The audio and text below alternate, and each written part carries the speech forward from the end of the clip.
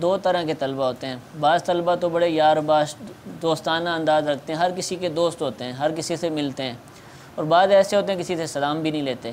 تو اب ان دونوں طرح کے طلبہ میں سے بہتر طالب علم کون سا؟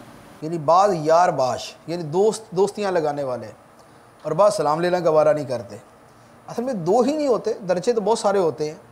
دوست بنانے والوں کے بھی بہت سارے درجات ہیں اور سلام نہ لینے والوں کے بھی بہت سارے درجات ہیں.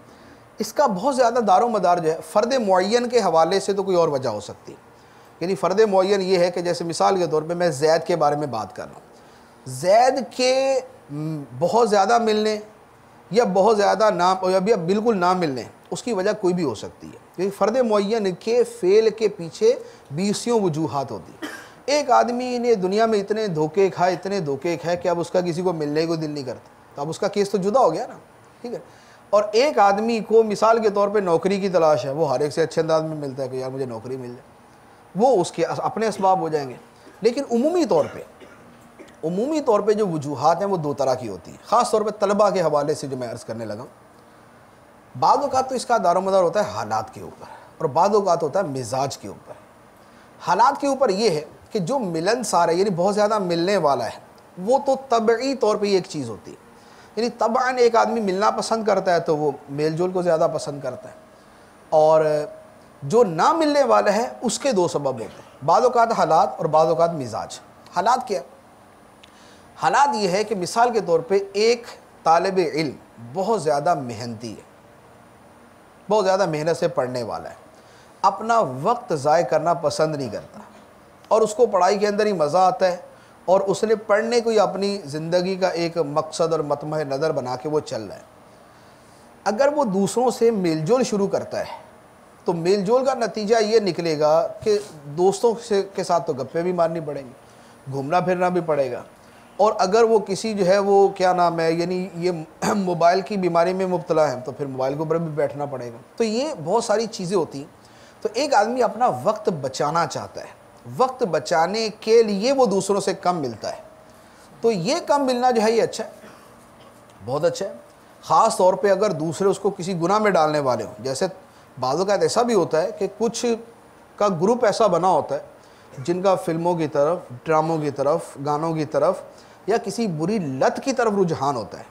ایک آدمی ان سے اس لیے بچتا ہے کہ ان کی بری صحبت کی وجہ سے میں ان چیزوں کے اندر نہ پڑ جاؤں.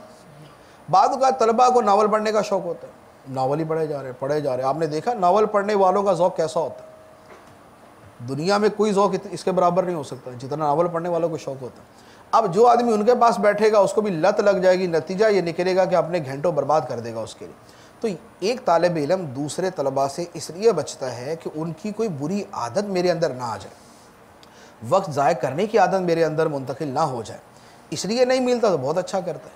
اب یہ ہو گیا حالات کی بنا پر. دوسرا تھا مزاج کی بنا پر. مزاج کا یہ ہوتا ہے کہ بچپن سے ایک آدمی کی عادت ہے کہ وہ دوسروں سے اتنا میل جول پسند نہیں کرتا. پہلی جو صورت بیان کی حالات والی, اس میں تو اس کا نہ ملنا اچھا ہے کہ وہ نہیں ملتا تو بری صحبت سے بچا ہوا, اس کا نہ ملنا ہی اچھا ہے. لیکن جو دوسری صورت ہے مزاج والی, تو مزاج والی کے اندر جو احکام شریعت ہے ان کو ساتھ رکھ کر ہی چلنا چاہیے.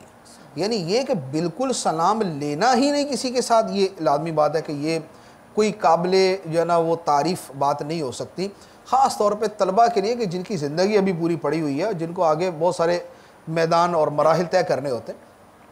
تو اس کو تھوڑا سا اعتدال کے ساتھ چلنا چاہیے. مزاج والے کا مزاج بدلنا بڑا مشکل ہوتا ہے. مزاج جو ہے وہ یوں کہہ لے کہ وہ 15 سال کے بعد جا کے بدلتے ہیں, اور اس کے بعد بھی جب کبھی دوبارہ دورہ پڑتا ہے تو آدمی پھر اپنے مزاج پہ واپس آ کے بیٹھا ہوتا ہے. تو یہ ہے کہ جس کے مزاج کی وجہ سے یہ مسئلہ ہے وہ کم از کم بھی ایک سنت کی ادائیگی کے طور پہ, جیسے نماز کے بعد جو ہے وہ سلام لے لیا, یا کسی کے ساتھ آمنا سامنا ہوا تو سلام لے لیا, یا کبھی ملاقات ہوئی تو سلام لے لیا, اس حد تک اپنا معاملہ رکھے. ورنہ فی زمانہ صورتحال یہی ہے کہ کم ملنا جو ہے وہ زیادہ ملنے سے بہتر ہے, کیونکہ آپ کو زیادہ اچھے لوگ کم ملیں گے. زیادہ اچھے لوگ کم ملیں گے کہ جن کے پاس بیٹھ کے آدمی کچھ سیکھ سکے, جن سے کچھ حاصل کر سکے, جن سے کوئی نالج گین کر سکے. اس طرح کے لوگ ہمارے زمانے میں کم ہیں.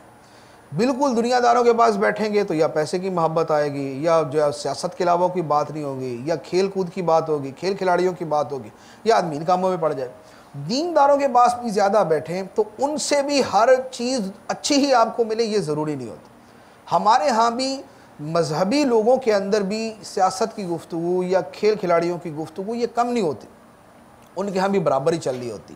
تو ایسا اچھا نیک صالح آدمی کہ جس کے پاس بیٹھنے سے آپ کو علم ملے، آپ کو اچھی چیزیں سننے کو ملے، آپ کو نیک صحبت کے اثرات ملے، یہ کم ہوتا ہے۔ اجتماعی ماحول کے اندر اس طرح کی چیزیں مل جاتی کہ آپ اجتماع میں آئے، مجموعی طور پہ آپ نے بیان ہی سنا، آپ نے دعا میں شرکت کی، آپ نے دیگر چیزیں کی تو اچھا ہے، لیکن فرد معین کے بعد جا کے بیٹھ جائیں گے تو تھوڑی دیر کے بعد کوئی اور ہی باتیں شروع ہو جائیں۔